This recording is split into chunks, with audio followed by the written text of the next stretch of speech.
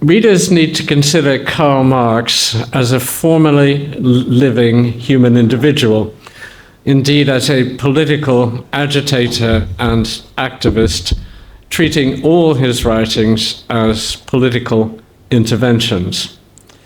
Thus, a contextual treatment of any writings that we have must pay due attention to circumstantial constraints, including target audience, publisher requirements, anticipated censorship, and available knowledge, as well as rhetorical devices, textual interlocutors, and contemporary genres.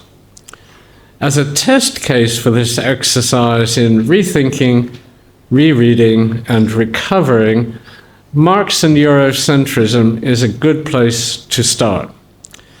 That is because an epistemological earthquake and rupture, has gathered strength in the humanities and social sciences precisely because the critical and deconstructive work involved in decolonization is so political in intent and effect. However academic these developments may seem to some, and however broadly the political is construed in these contexts, the decolonization debates are an important theoretical practice. The rereadings of Marx undertaken here will necessarily be selective. The Marx corpus must be the largest in the political philosophy archives. First of all, though, I consider how and why Marx has been described as Eurocentric. Marx and Eurocentrism. Samir Amin's Eurocentrism is currently coming up to a 35th anniversary. He passed away fairly recently. He states quite forthrightly, speaking as a Marxist and for Marx and Marxists generally, that the only way to emancipation is the Marxist way, though with others variously on board in loose coalitions or a united front. To get others on board, Marx and Marxism requires not simply the intellectual exercise of its method, linking political structures to economic ones, but necessarily some amendment and supplementation to its claims about oppression and exploitation. Without that amendment and supplementation, Marx and Marxism is Eurocentric. That is Samir Amin's view.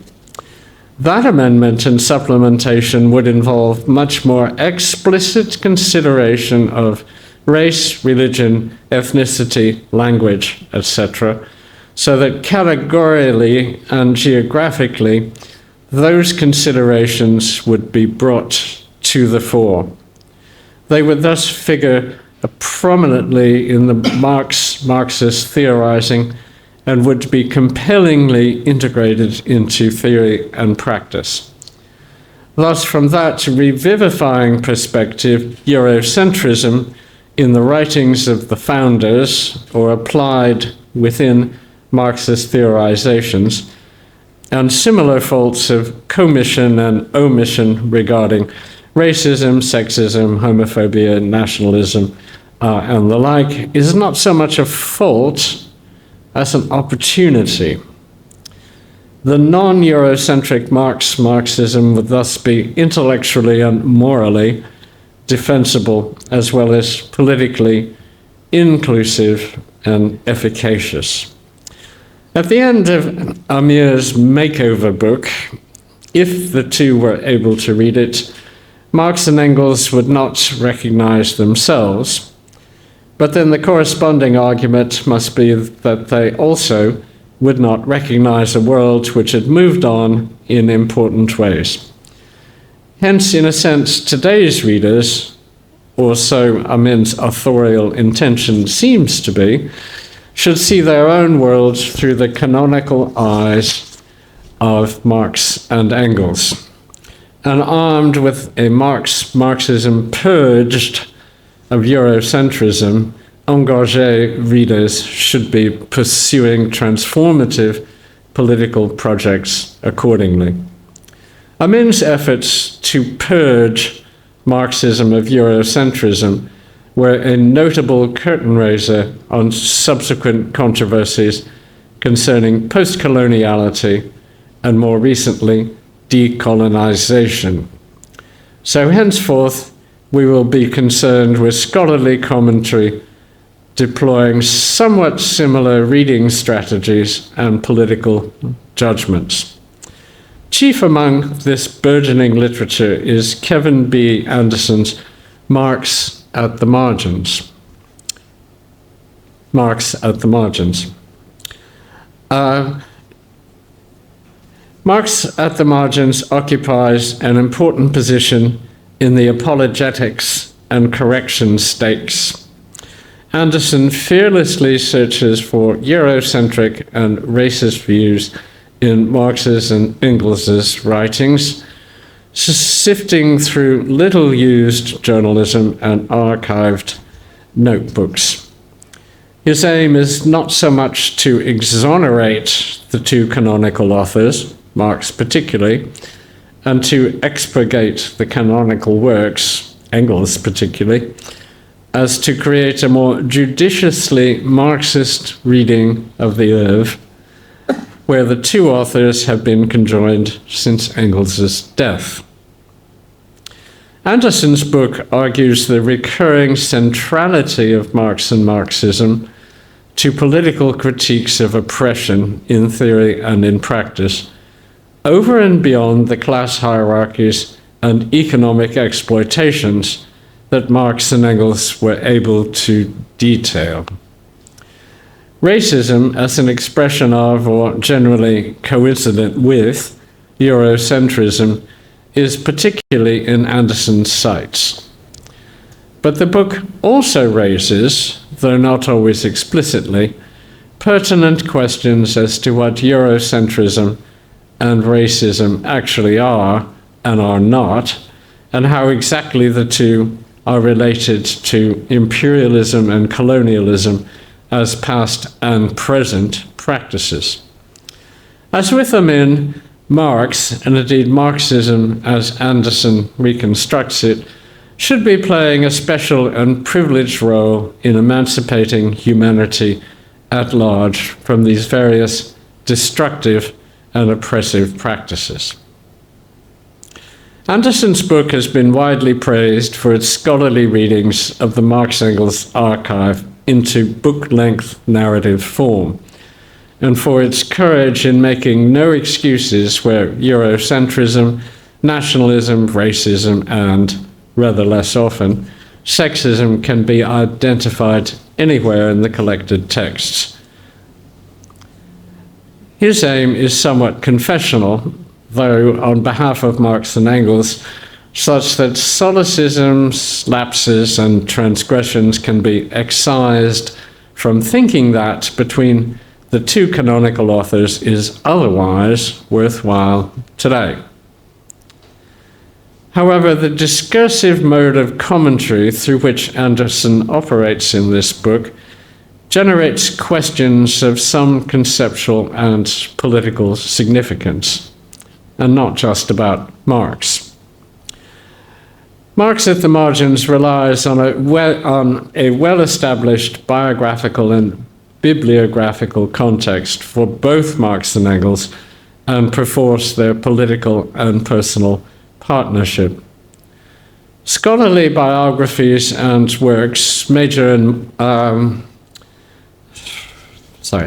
Scholarly biographers and commentaries, such as Anderson's, typically include substantial critical reviews of the subject's works, major and minor. Within this genre, there are typical tropes which structure Anderson's reading strategy and thus the content from the two authors that he recounts in paraphrase and quotation, as well as the content of the narrative through which his quite forthright judgments emerge.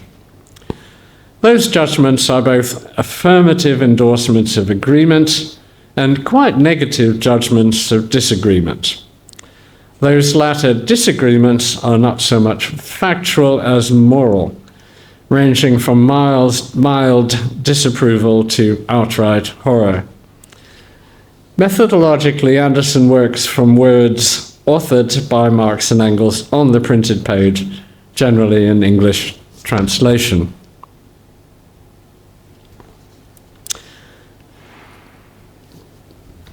By contrast, a stage play performance or a cinematic drama at a screening would necessarily, as a matter of genre, present the two dead authors as living human agents in a quite different way.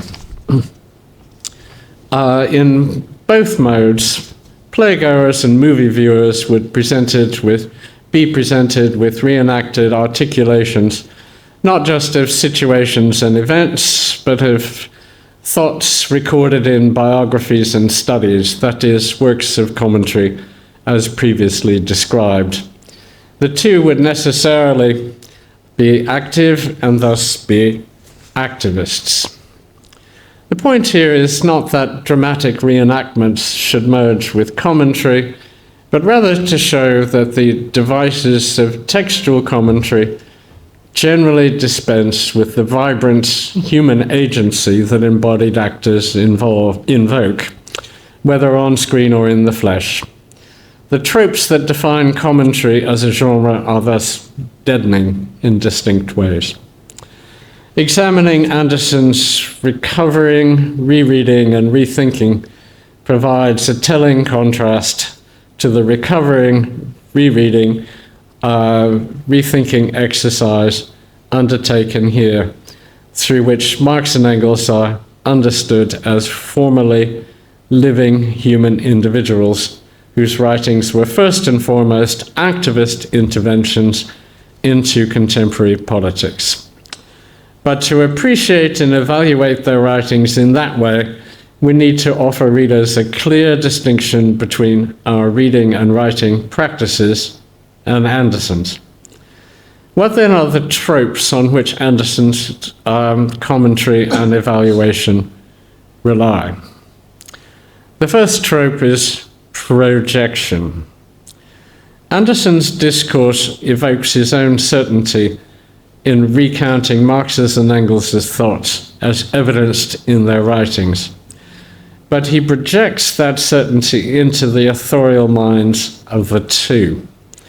The two authors are therefore not allowed, as a general rule, to evince uncertainty or contingent views. By contrast, living human agents generally, and no doubt Anderson, outside his published discourse, would recognize as exploratory and corrigible quality to their own thinking and writing. Note that a discourse of certainty, such as Anderson's, allows factuality and morality to rule over the uncertainties, doubts, and regrets that actually and typically characteristic human agents embody. Anderson's commentary is a writing practice, launching the tropes through which commentator, reader, and subject perform knowledge-making. The knowledge gleaned by Anderson in Marx at the Margins comprises the relation between Marx's various comments in various situations as recorded and Anderson's own moralizing and judgmental framework that has arisen from his engagements with current political issues and concerns. The second trope is passivity. Anderson's commentary often works to disempower Marx and Engels as authorial subjects, which rather contradicts the presumption at the outset that the subject's work was worthy of extended study and critical reinterpretation. Anderson writes as a self-empowered agent, determining the influences that themselves exercised agency in causing Marx and Engels to write, and therefore to have thoughts, as the archival record supposedly shows. His book follows this trope in presenting Marx's writings as the sum of his thinking and his experience, but as largely an effect of exogenous events and forces.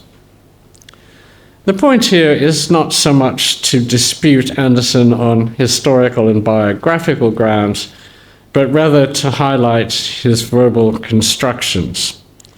Those tropes deny an agency that we might expect in Marx, which can indeed be evidenced in his writings as we have them, and also to some extent in contemporary correspondence and documentary artifacts.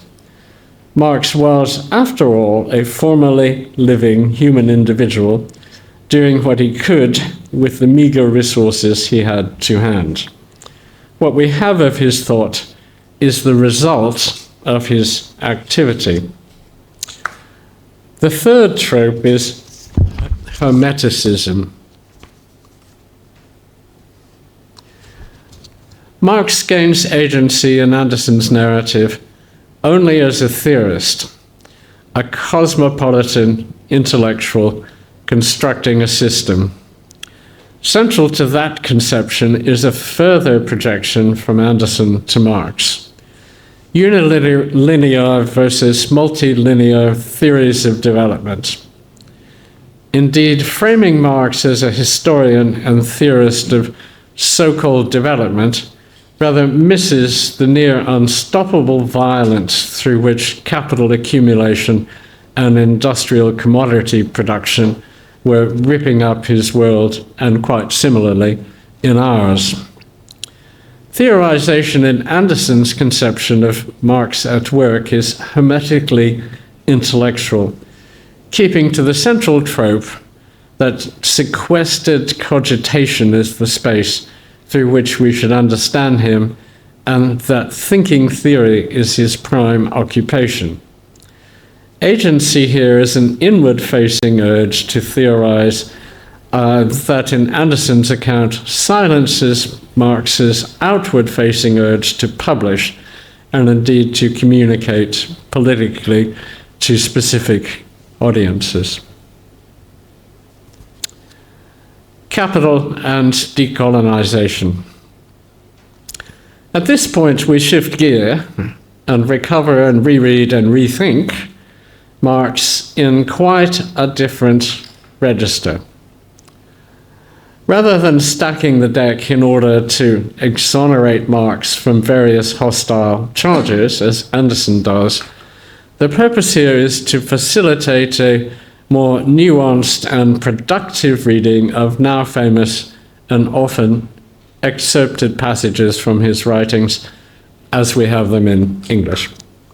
A good place to start on this short but indicative exposition is Part 8 of Marx's published Capital, Volume 1.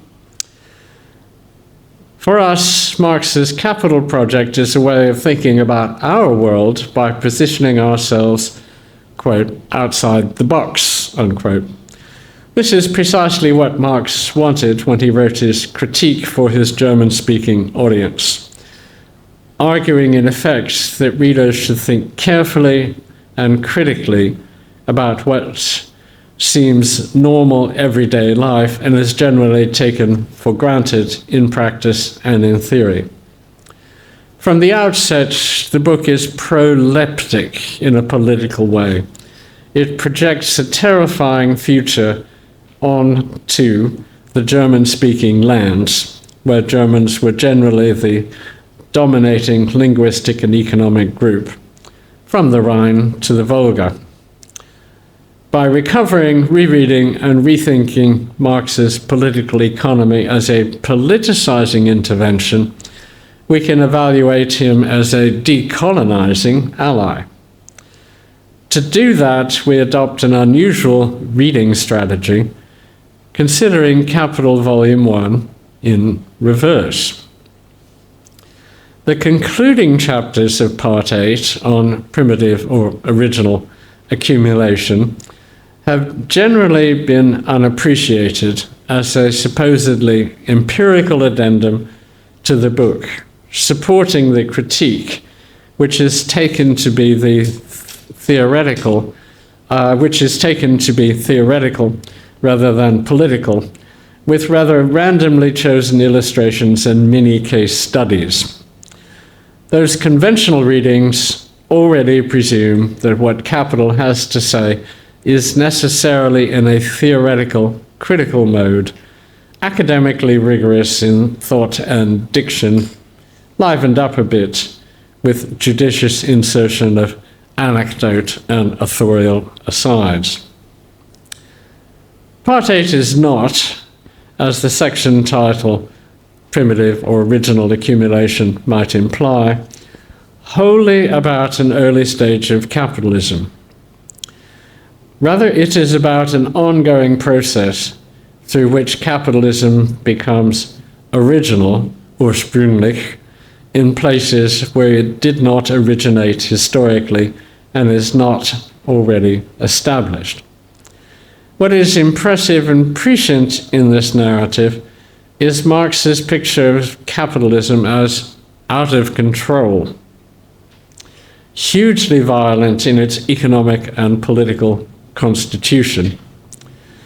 Moreover, he presents it as failing to deliver fully on the labor time, leisure time trade-offs that highly productive technologies would allow. Thus, for modern readers, it makes sense to approach Capital Volume 1 by starting with the concluding section. In chapter 26, Marx unveils the history of capitalism, kept secret for political purposes, and continues to chapter 33, The Modern Theory of Colonization, where the text finishes. That final section of his book has often been dismissed as merely historical, a rather jumbled collection of snippets and notes appended to show empirical support for the theoretical deductions of the preceding 500 or 600 pages. By the same token, however, that section can now function just as well as an accessible introduction to what Marx was really up to, since it reads today as an analytically astute and historically informed critique of capitalist practice, past and present. That exposition is recognizable in the present if one cares to look critically at capitalist practice and not just at the theories of modern economics through which it is currently explained and politically managed, indeed often depoliticized as subject to technocratic resolutions. And Marx's historical chapters are also recognizable in relation to the past, though this is a version of the past which has only recently drawn the attention of Anglophone historians and readers. While empire, slavery, and conquest were certainly central topics of interest to historians, those episodes were oftentimes relegated to the prehistory of modernity and overtaken historically by moral improvement. Marx's approach to capitalism as a historical phenomenon is quite different and overtly politicizing. Marx explains what capitalism is by sharing how it started in practices of dispossession. He writes, quote, "The process, therefore, that clears the way for the capitalist system can be none other than the process which takes away from the laborer the possession of his means of production," end quote. That process of divorcing the producer from the means of production is crucial because it forces the immediate producers to become wage laborers or else face starvation. Marx's references to historical moments in early modern European history, quoted below, will probably sound rather familiar now, not least because post-colonial studies and decolonizing initiatives could take this vision as something of a manifesto. Marx refers to, quote,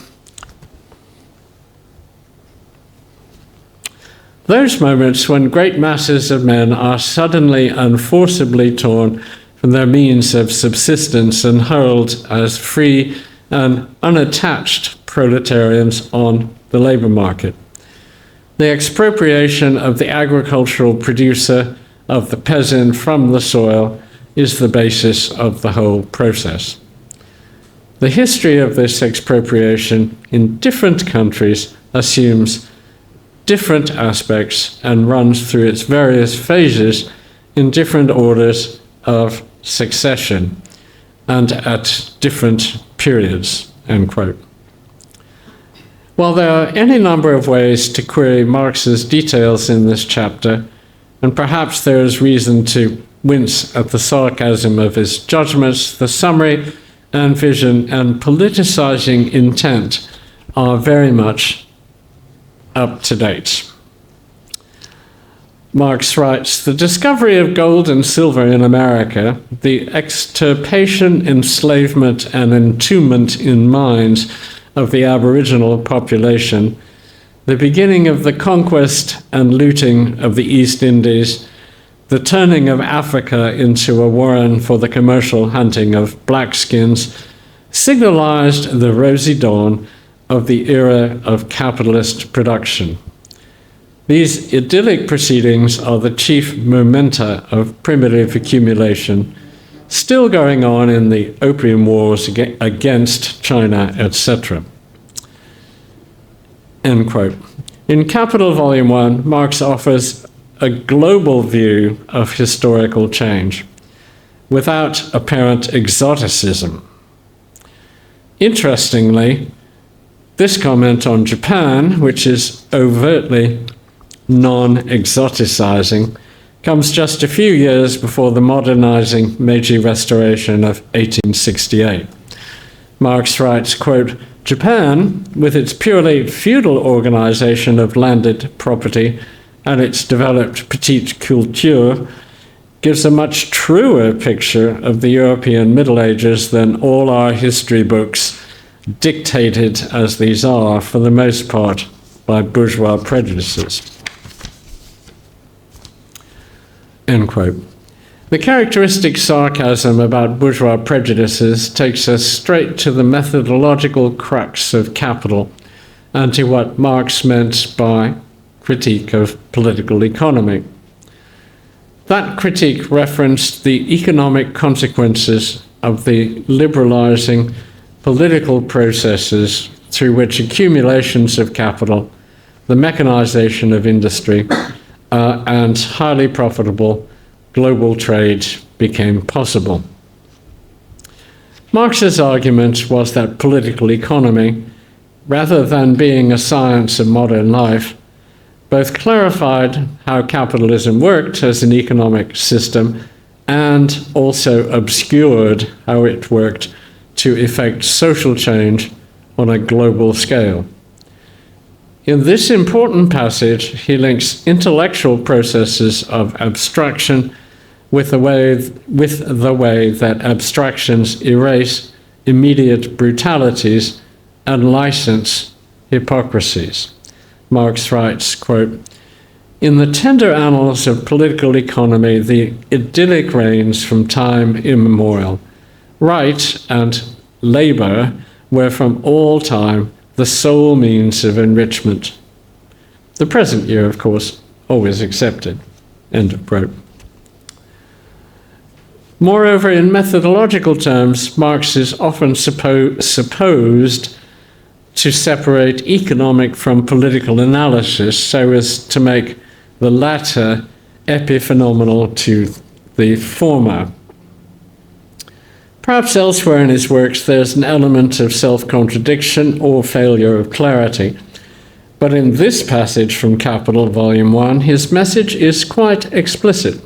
quote, "The different momenta of primitive accumulation distribute themselves now more or less in chronological order, particularly over Spain, Portugal, Holland, France, and England, embracing the colonies, the national debt, the modern mode of taxation, and the protectionist system," end quote.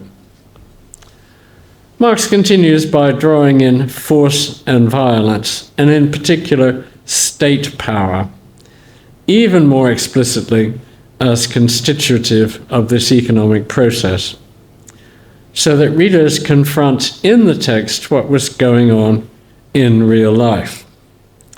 Marx writes, "These methods depend in part on brute force, for example, the colonial system, but they all employ the power of the state, the concentrated and organized force of society, to hasten, hothouse fashion, the process of transformation. Force is the midwife of every old society pregnant with a new one. It is itself an economic power," end quote. Very commonly in European historiography, the history of slavery has been presented as a moral triumph relating to its abolition. By contrast, Marx focuses both on the horrific realities of his near present and on the hypocritical cover-ups that constituted a response. While scornful of the willful blindness through which the system functioned, Marx also credits those, official or otherwise, who made plain, unpleasant, and shocking truths. Fellow politicizers, though not necessarily with quite the same things in mind. Marx writes, "Nothing is more characteristic than their system of stealing men to get slaves for Java. The men stealers were trained for this purpose. The thief, the interpreter, and the seller were the chief agents in this trade, native princes the chief sellers. The young people stolen were thrown into the secret dungeons of Celebes until they were ready for sending to the slave ships."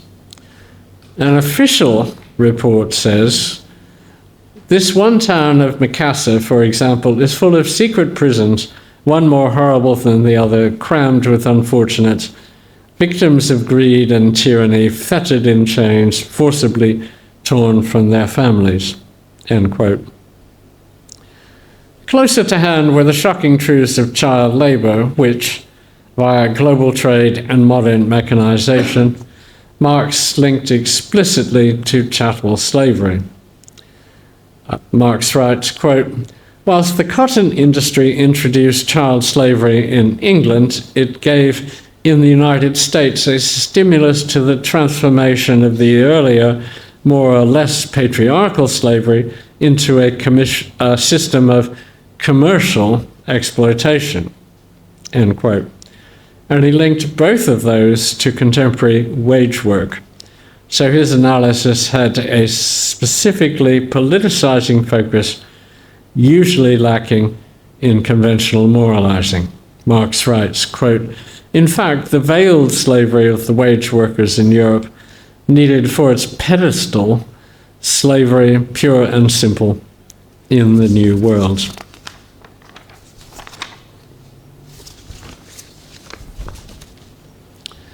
Marx's point in Capital Volume 1 is not that wage labor and chattel slavery are the same, but that both result from a historical process which has a logic, that is, the removal of people from recourse to the land for their subsistence by one means or another.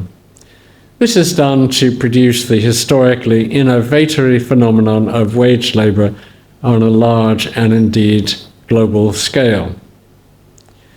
Wage labor is then, within the idyllic world of political economy, said to be free. That redefinition of dependency, whether on employers or on the economy as freedom, defines Marx's political project of politicizing critique. it also sets up his use of political economy to understand how, in strictly conceptual terms, this phenomenon has created the material means through which so few come to have so much power over so many. In that way, Marx delivers a critique of capitalism from a historical and global perspective, which was unique at the time and is still very potent today. Indeed, increasingly recovered, reread, and rethought as a politicizing experience. Very often, though, the scale and scope of this critique have been overlooked because readers of Capital, Volume 1, would have to get to the ultimate peroration in Part 8. Or Marx's critique has been misunderstood because so many readers over the years have chosen not to see the uncomfortable realities with which the book concludes.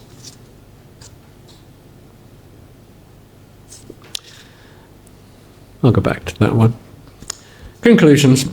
Whether or not Marx is Eurocentric without redemption or Eurocentric in ways that can be absolved is not, so we conclude, a productive approach to the text and author as allies in decolonization. If the outcome of exegetical conversation is going to be an advantage in decolonizing as a mode of refiguring a long-standing power-knowledge conjunction for good reasons, then already knowing what is or is not Eurocentric forecloses exactly the kind of new configurations of power knowledge that decolonizers are looking for and bringing into being. This is a picture of decolonization in the town where I live, where the statue of a slave owner was taken by demonstrators off the pedestal and rolled through the middle of the town and pushed into the water. So practical political activity making a point that is decolonizing. Undoubtedly, decolonizers invoke moral framing within the critiques and conversations that constitute their theoretical practice and practical politicking.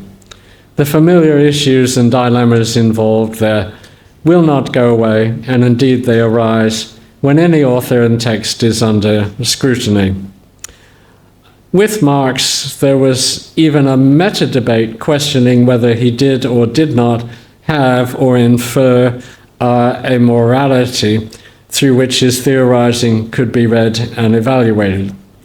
However, merging those issues with charges of Eurocentrism and pursuing redemptive excisions as Amin and Anderson have done is a methodological short circuit. So I put this book up as an example of a good book that does not do the things that Amin and Anderson do.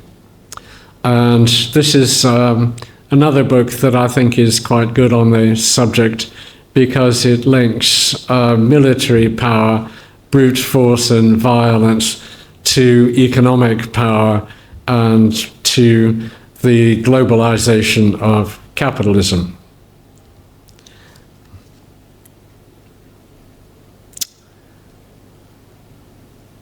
So, in that regard, Marx, in his textual but still dialogical persona, is more sinned against than sinning and well worth recovering, rereading, and rethinking. So these are two books that I have done for the recovering, rereading, and rethinking exercise.